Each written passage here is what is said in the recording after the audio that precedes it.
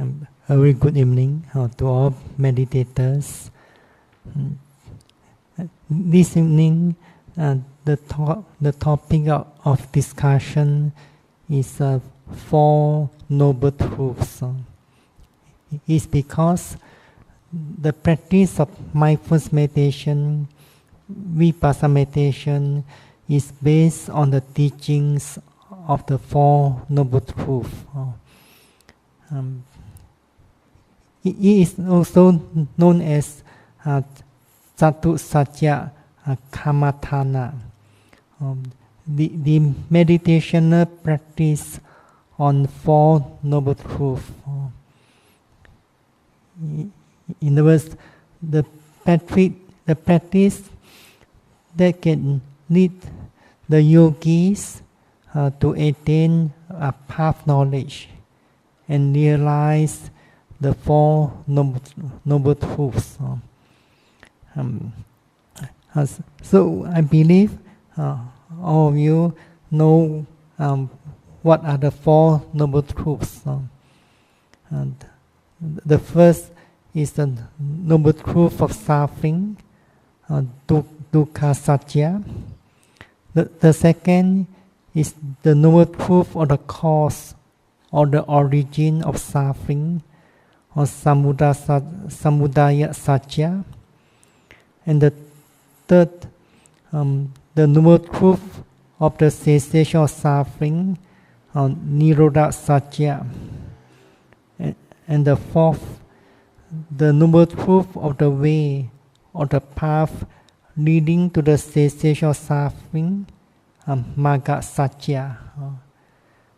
So if anyone wishes to know about the teachings of the Buddha, then one must study the teachings of the Four Noble Truths. One must gain right understanding by studying it. But the most important, one must practice in order to realize the truth. One can only realize the truth through personal experience or direct experience. So one has to practice. One has to develop the path. So in the scriptures, say that the first noble truth is the Dharma that should be fully understood. The second noble truth is the Dharma that should be fully abandoned. And the third noble truth is the Dharma that should be fully realized. And the fourth noble truth is the Dharma that should be fully developed. So when one has fully developed the path, then one will be able to fully understand the truth of suffering. When the truth of suffering has been fully understood, then one could, then the cause suffering will be abandoned. So when the cause of suffering has been abandoned, then one would fully realize the truth of the cessation of suffering. So in other words, in order to attain the cessation of suffering, one must abandon the cause of suffering. In order to abandon the cause of suffering, one must have been fully understood the truth of suffering. if one has not yet fully understood the truth of suffering, one will not make an effort to overcome or to abandon the cause, the original suffering. So you may have understood that birth is suffering, birth is suffering, old age is suffering, death is suffering, sorrow is suffering, lamentation, or pain, grief, distress, all these are suffering. Association with the unloved is suffering. Separations from the loved is suffering. Not to get what one wants is also suffering. It's not difficult to understand this suffering. But at the end, the Buddha said, in brief, the 5 aggregates of clinging are suffering. So we have to understand that the 5 aggregates of clinging are suffering.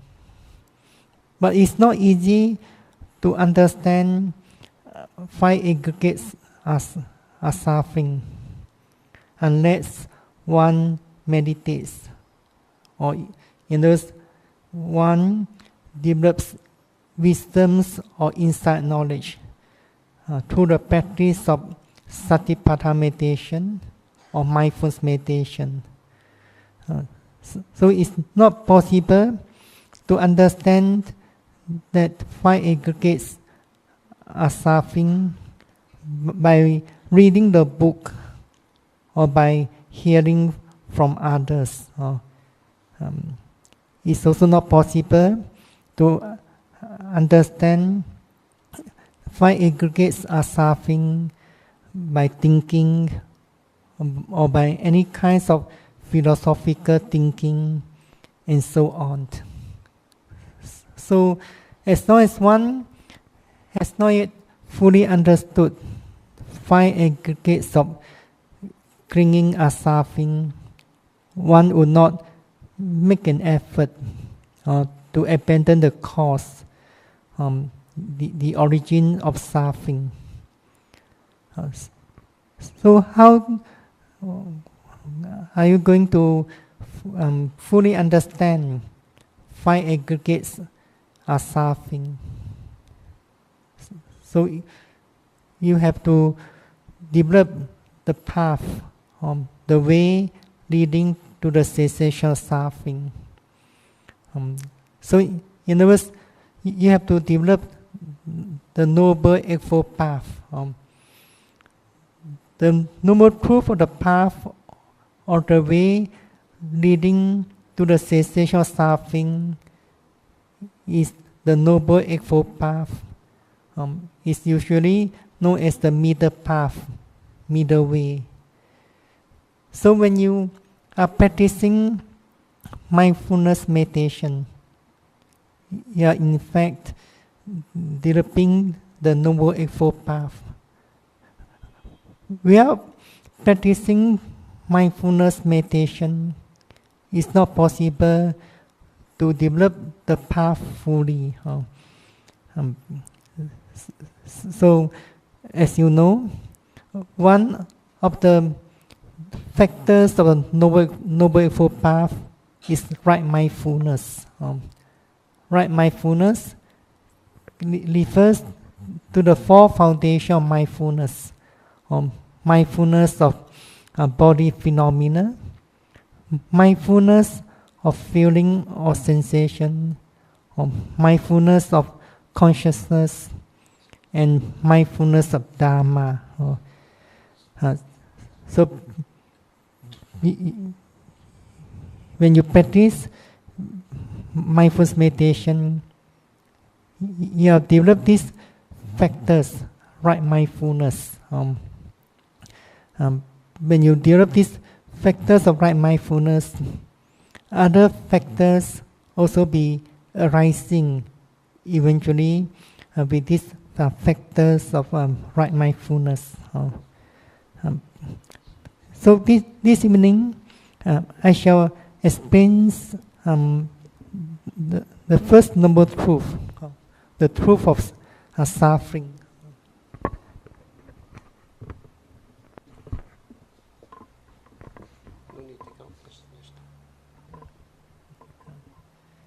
So,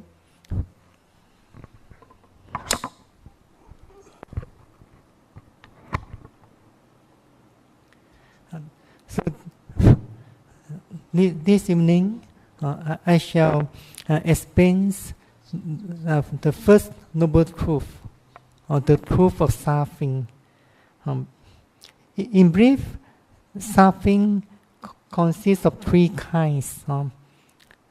The first is known as the dukkha, or intrinsic suffering. It's not difficult to understand intrinsic suffering. For example, physical pain is suffering, or sickness is suffering, mental grief, sorrow are suffering, and so on. Everyone in this world is experiencing dukkha now and then. Then the second type of suffering is known as viparinama dukkha,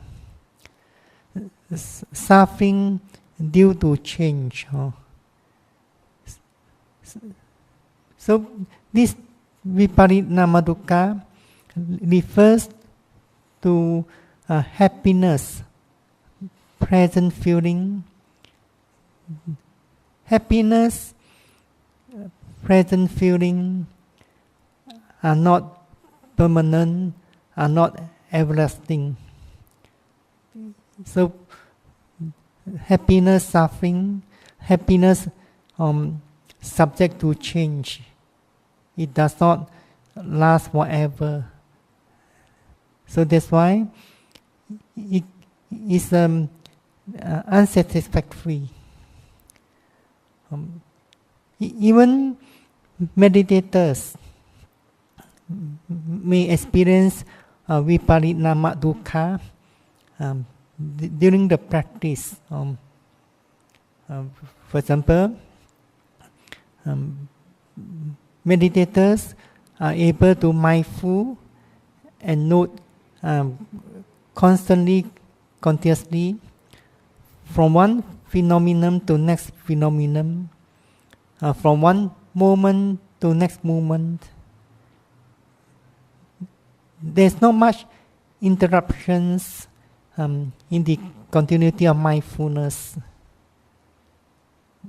When the mind is free from mental hindrances and defilements, then the mind becomes calm, peaceful. So sometimes meditators are very happy with that state of mind, contented with it. But sometimes the mindfulness is disturbed or distracted by noise, sound, and the meditators fail to mindful and note the hearing. So when meditators fail to note the hearing, then that sound or noise causes disruptions to the mindfulness. So when there's no continuous mindfulness, the calmness, peacefulness also disappear. So meditators some meditators will feel angry about it because the calmness, peacefulness of the mind has been disturbed or destroyed by the noise, by the sound. So anger cause suffering to arise. Similarly, samatha meditators also could enjoy a calmness, peacefulness mind when they are able to concentrate the mind on one object for a period of time. So when the concentration is getting deeper and deeper, then they would experience calmness, peacefulness. But that calmness, peacefulness does not last long.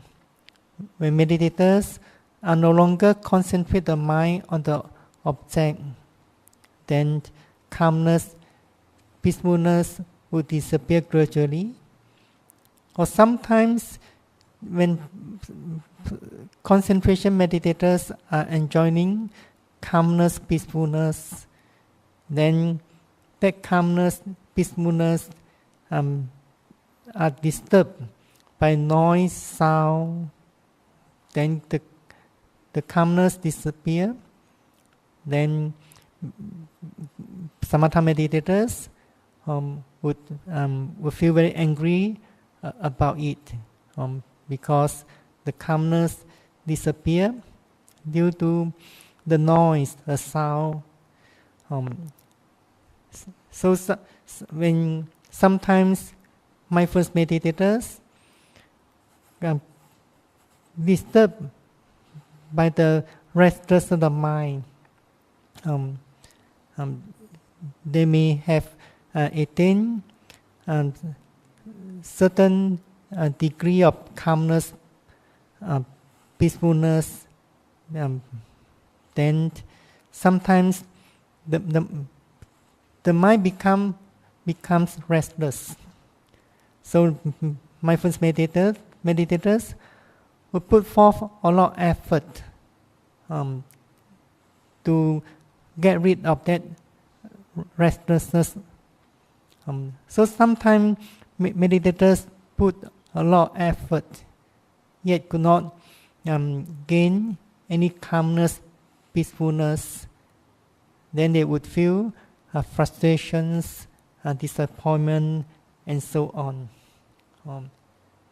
So in that way, meditators do experience viparinama dukkha during the practice, when they try to gain back the calmness, peacefulness, but when they are not able to achieve it, then the feeling of frustration, disappointments will be arising.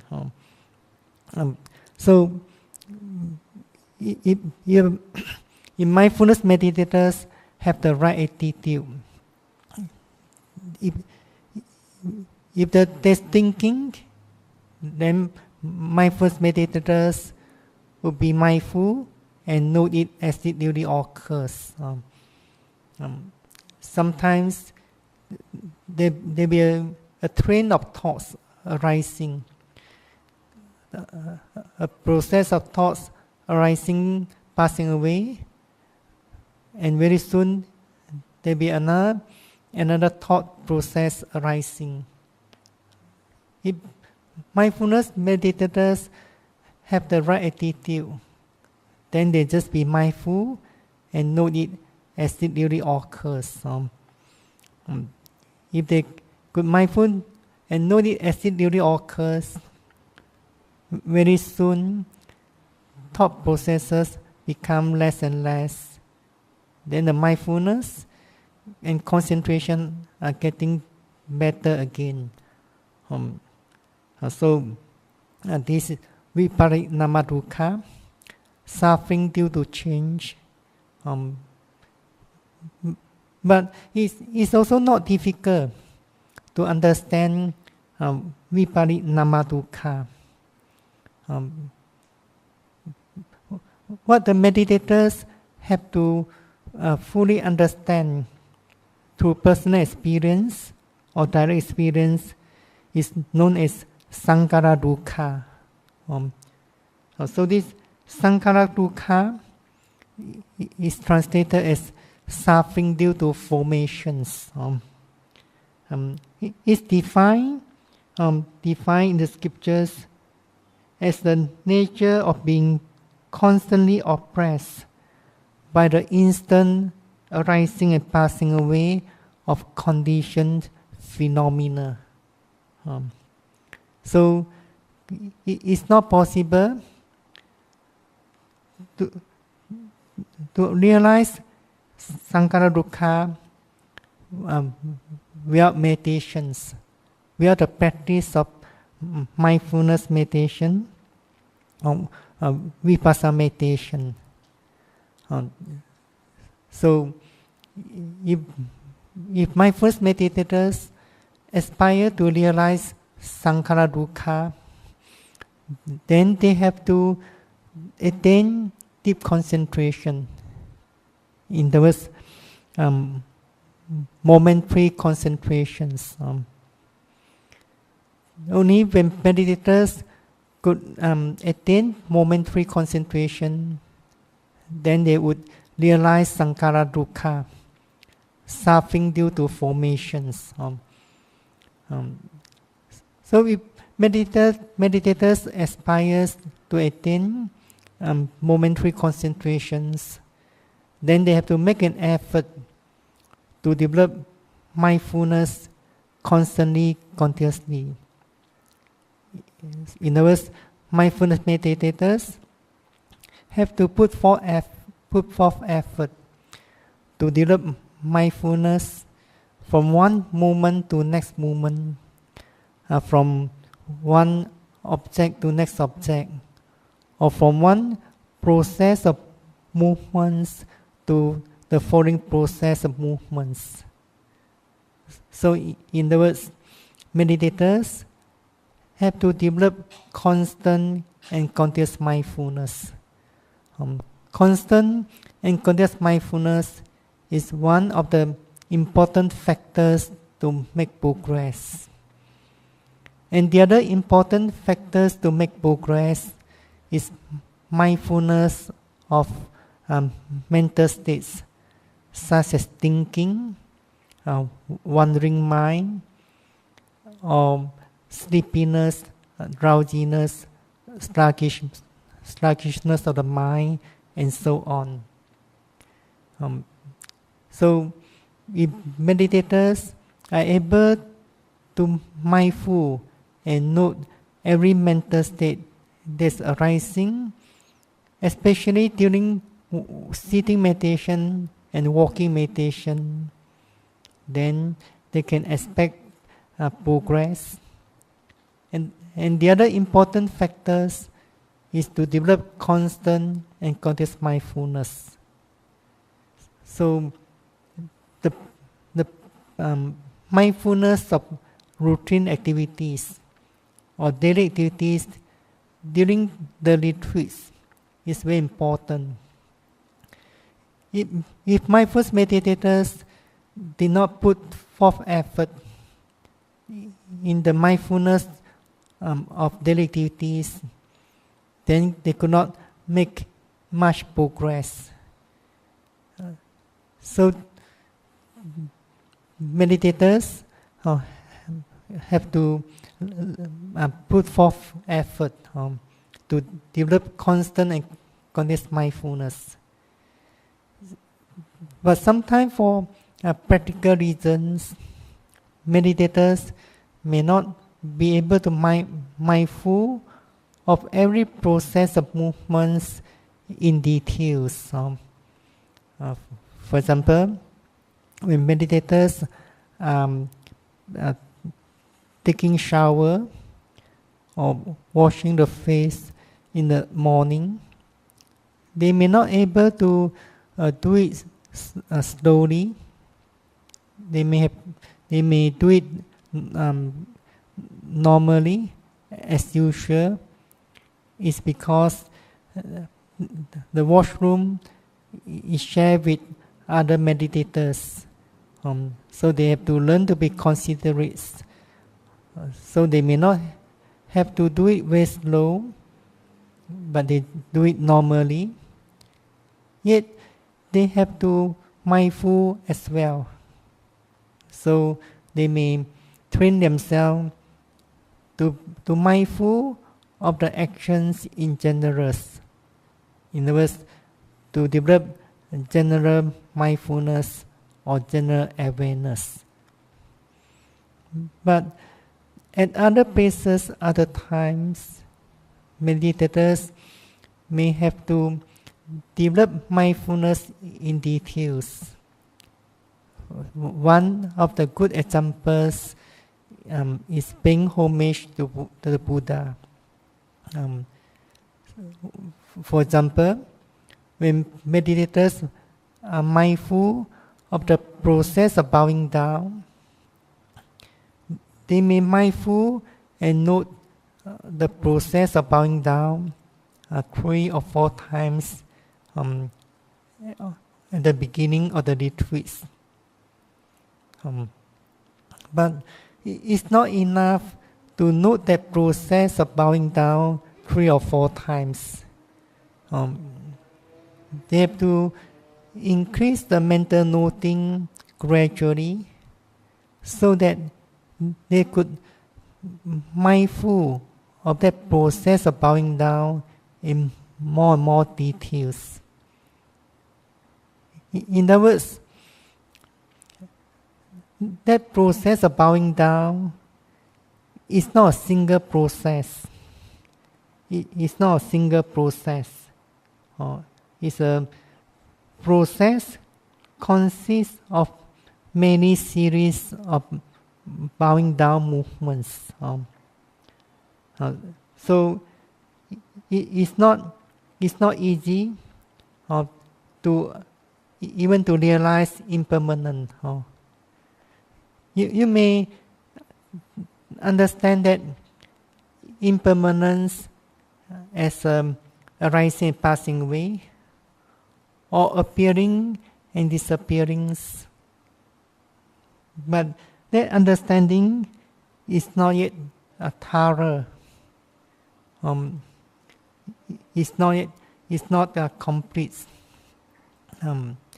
So even to understand or to realize impermanence, meditators have to attain deep concentration. Mindfulness must be very sharp. So we usually think that impermanence means appearing, disappearing, arising and passing away. But you have to realize more than that. We cannot see impermanence because of the notions of continuity. It explains the commentary. It's not easy to realize impermanence, dukkha, unsatisfactories, and anatta.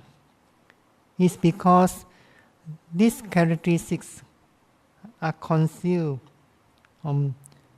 by, for example, continuity. So the commentaries, Visuddhimagga explain that impermanence is concealed by continuity. These notions of continuity exist because one could not realize the instant arising and passing away of every conditioned phenomenon. For example, sometimes meditators are mindful of the movements of rising and falling of the abdomen. If the mindfulness is not sharp and concentration is not deep, meditators may think that the rising movements and the falling movements is a continuing process. Both processes are connected to each other, are connected or joined together as a one single process. But if the mindfulness is sharp with some deep concentration, meditators may realize rising movements is one process, falling movements is another process. So we come back to the other examples, the process of bowing down. So one may think bowing down is a continuous process from the beginning of bending down until the forehead touching the floor. So one may think this is a continuous process. Even though one can mindful and note right at the beginning, right at the moment of process of bowing down, at the moment of beginning to the middle until the forehead touching the floor. So one could see the beginning of the process to the middle of the process till the ending of that process. So one may think one has seen the impermanence, but that realization is not yet thorough. A process does not last that long. If one aspires to realize sankhara dukkha, then one has to realize moment-to-moment impermanence. Moment-to-moment impermanence. So, in order to realize moment-to-moment impermanence, mindfulness meditators have to train the mind in order to mindful and note from one moment to next moment, and so on. So we always give instructions to mindfulness meditators to increase the effort gradually. Meditators have to increase the effort gradually so that the mental effort does not cause much tensions or pressures to the practice. So at the beginning of retreats, meditators could have mindful and note the process of bowing down 3 or 4 times. Then on the second day or third day, when they are mindful of that process again, they should do it slower and make an effort to note 5 or 6 times. Then on the 4th day, when they mindful of the process bowing down, they do it slower than the 3rd day, so that they could mindful and note the process of bowing down 5 or 6 times or 7 times and so on. So meditators have to make use of the mental noting in order to sharpen the mindfulness. Mental noting is not yet meditating, but noting or labeling is very much helpful to develop the mindfulness. So that the mindfulness is getting more attentive, precise on the object or on the movements that was noted at the time. If there's no noting or labeling, the mindfulness or the attention of mind may not be attentive, precise. But we also emphasize that meditators have to make use of the mental noting wisely. Sometimes meditators are mindful and note the movements of foot. For example, lifting, pushing, dropping, lifting, pushing, dropping. But sometimes the noting is not precise. It seems the mindfulness is being distracted by the noting. Then meditators can drop the mental noting temporarily, but be mindful of the movements of lifting, pushing, dropping without any mental noting. And then when meditators are able to perceive the movements clearly, then it's better to pick up the mental noting again. So as long as meditators have not yet attained very deep concentration and good experience in mindfulness meditations, meditators may have to make noting quite frequently. So mental noting is very helpful. So when meditators could increase the mental noting gradually, so take the examples of the process of bowing down. So they bow down slowly, naturally. They should not purposely stop the movements.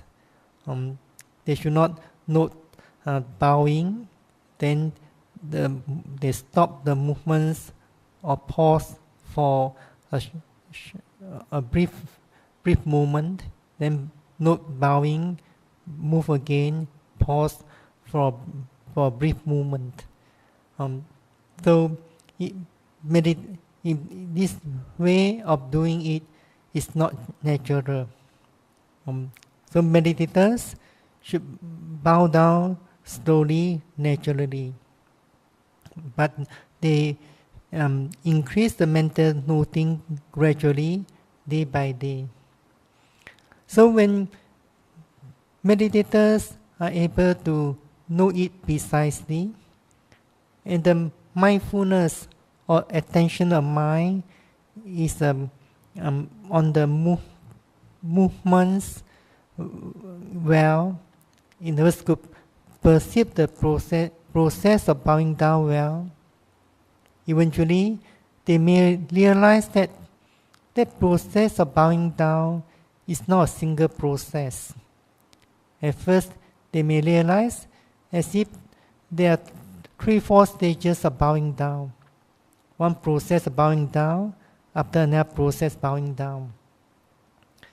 If the mindfulness getting sharper, they would realize more and more processes of bowing down. And each process of bowing down is not connected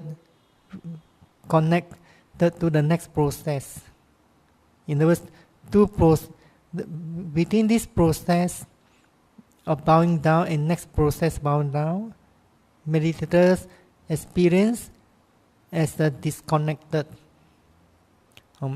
So, in other words, when one looks with the eyes, the process of bowing down is a single process, bending down very slowly, naturally.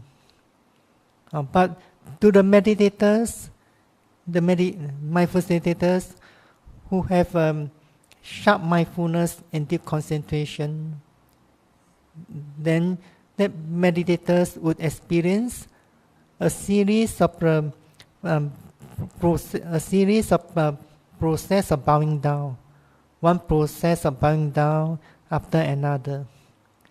So in that way, meditators could realize impermanence clearly. Similarly, when meditators are mindful of other process of movements, especially when they are practicing mindfulness of daily activities, they also need to develop mindfulness in more details whenever it's possible, wherever possible. If meditators did not take much interest in the practice of mindfulness daily activities, then their mindfulness will not be sharpened. If they only practice general mindfulness while doing their daily activities, then that general mindfulness is not good enough to strengthen the power of mindfulness. So in other words, mindfulness in more details while practicing daily activities, mindfulness of daily activities is very important. Similarly, when meditators practice walking meditation, they also have to train the mindfulness in order to note the movements in more details. They have to increase the noting gradually. Whenever they want to increase the noting, they may have to walk a little bit slower. So when they're able to walk a little bit slower, they may note the process of lifting more than once, or process of pushing more than once, and so on. So meditators need to develop constant mindfulness. In this, develop mindfulness from one moment to next moment. So only when meditators could develop mindfulness from one moment to next moment, eventually the mind is able to concentrate on one object from one moment to next moment, or in words, there's moment to moment concentrations. So when there's moment to moment concentration, then gradually the moment to moment experience becomes clearer and clearer. So if meditators aspire to realize Sankhara Dukkha, then they have to develop moment to moment mindfulness. It's because suffering, dukkha, the scriptures define that what is impermanence is dukkha. So if meditators could not realize impermanence clearly, then they could not realize dukkha clearly. So what we meant here, dukkha, is not dukkha. For example, during sitting meditation, some meditators may experience strong pains on the legs or strong numbness. They may think this is dukkha, but this is not yet realizations of Sankhara Dukkha. Meditators are only experiencing dukkha. Although in the commentaries explain that one could not see suffering or dukkha because is concealed by the postures. One could not see dukkha because dukkha is concealed by postures. So what's the meaning? It's because if meditators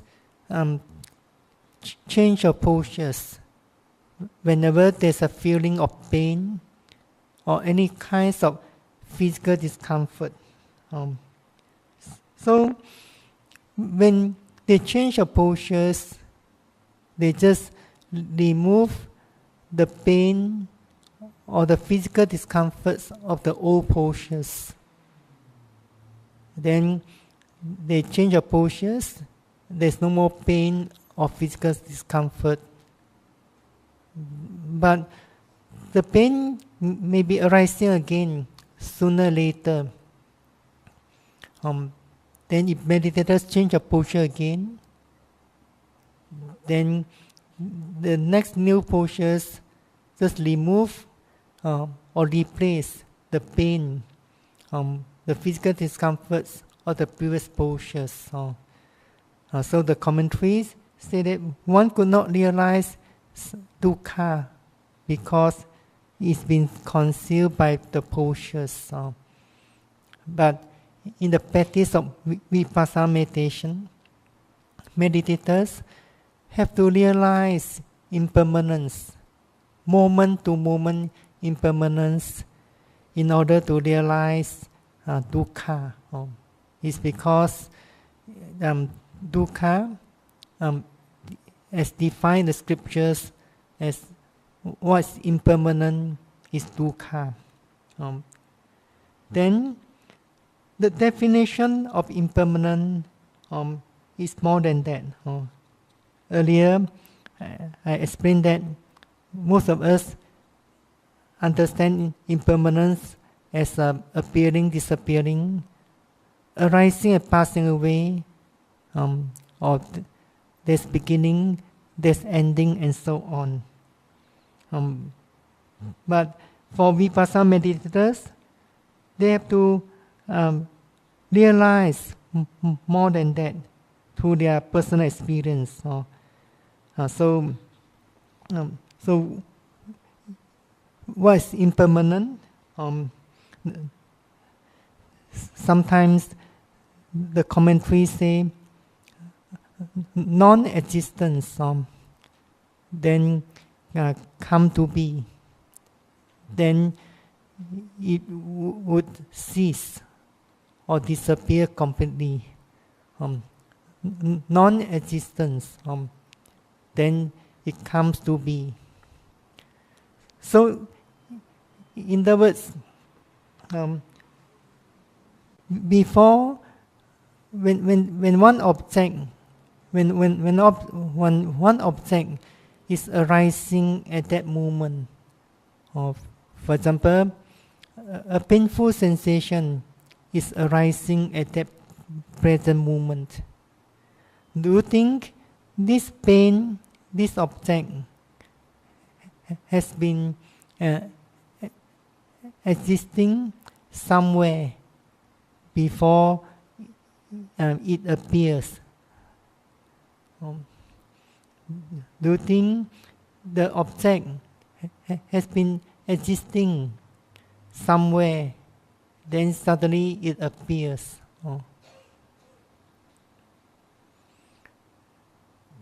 And sometimes we may have the understanding, when the pain has disappeared, then later on the pain comes back again.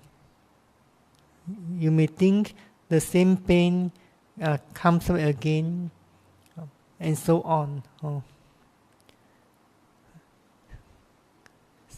So do you think when an object has disappeared, do you think that object will arise again later?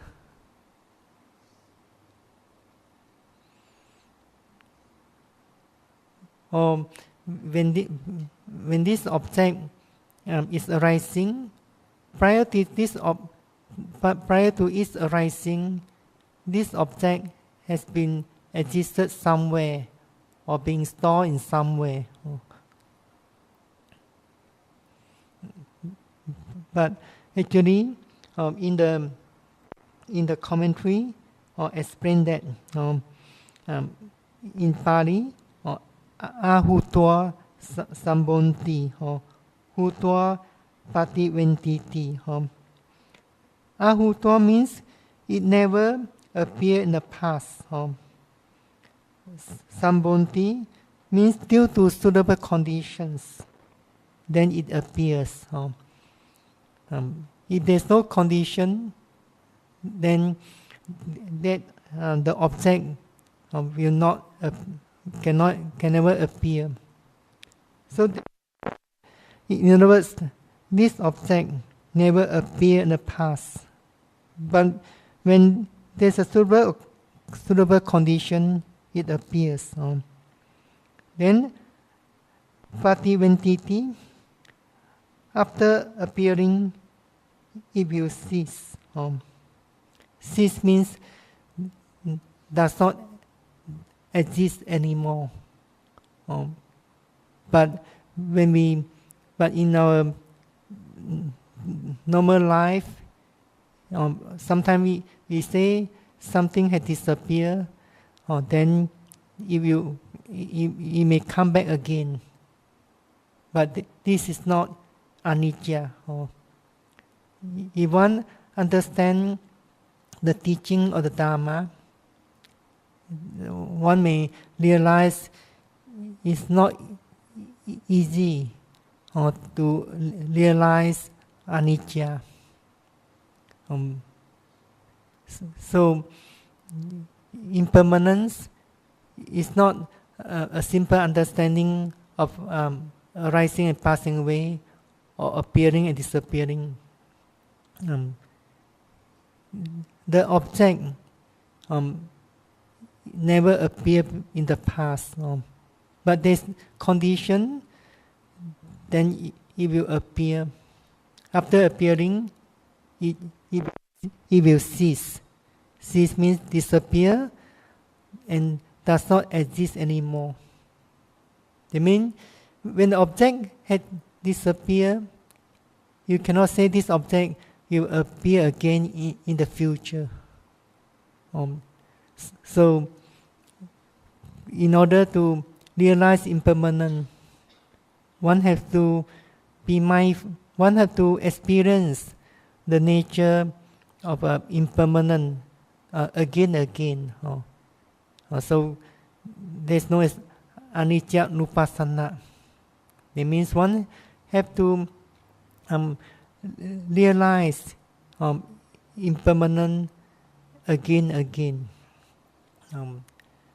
So, take for example, when there's a sound or noise appear at the ear door, then what will arising to perceive the sound or the noise? The consciousness will be arising. So this consciousness is known as hearing consciousness or ear consciousness. So before the sound appear, where is this hearing consciousness? Actually, this hearing consciousness is never appear in the past. But because there's a conditions, the sound appear at the ear door, and the ear is endowed with sensitivity, then the consciousness, hearing consciousness will be arising. Then, as you know, consciousness is arising and passing away very rapidly. So when this hearing consciousness has disappeared, in other words, it does not exist anymore. Then, when there's another condition arising, for example, a strong smell, then the smelling consciousness or the nose consciousness will be arising. That means there's a consciousness sensing the smell. So this consciousness is known as nose consciousness or smelling consciousness. This smelling consciousness, it never appeared before. It's not the previous consciousness that heard the sound or the noise. But this consciousness is another consciousness. In other words, this smelling consciousness is another new consciousness.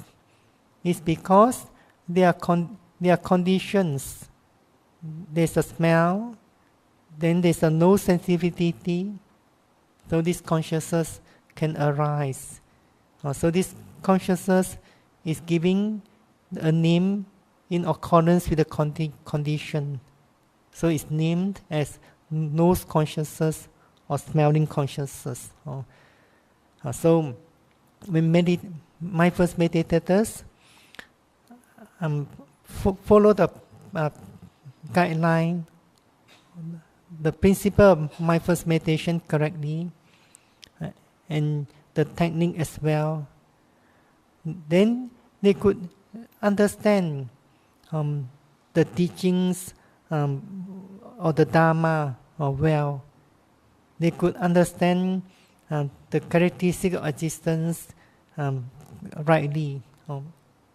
So impermanence is not can be seen easily unless one has developed sharp mindfulness, deep concentration, and has gained clearer and clearer or deeper experience into the three characteristics of conditioned phenomena.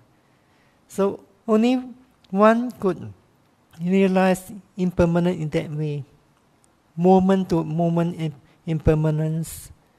Then one could realize sankhara dukkha.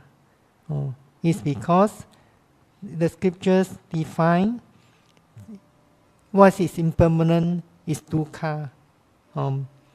If one could not see impermanence clearly, one may not able to see dukkha. If one could not see impermanence and dukkha, one also could not realize anatta. As a mindfulness meditators have to realize sankhara dukkha during the practice through direct experience or personal experience. So when the truth of suffering is fully understood, then one would abandon the cause of suffering. Also, when the cause of suffering is abandoned, then one would attain a cessation of suffering. So this evening, I had explained about the first noble truth. So if mindfulness meditators aspire to fully understand the truth of suffering, then they have to be mindful of five aggregates. In other words, their own mind and body processes as they really are. So that's why this meditation is known as Chatu Satya Kamathana. In other words, by being mindful of your own mind bodily processes or minds or mental states and bodily phenomena, it could lead you to attain path knowledge. That path knowledge enable you to uproot your mental deformance and realize the Four Noble Truths. So, if your way of meditation can lead you to realize the Four Noble Truths, that practice is a noble practice. So I wish all meditators will be heedful to the practice of the Noble Eightfold Path by the practice of Satipatthana meditation, so that you could fully understood the truth of suffering, and then abandon the cause of suffering, and eventually attain cessation of suffering by your own effort, through your personal experience or direct experience that you could gain in these mindfulness meditations. Sadhu, sadhu, sadhu.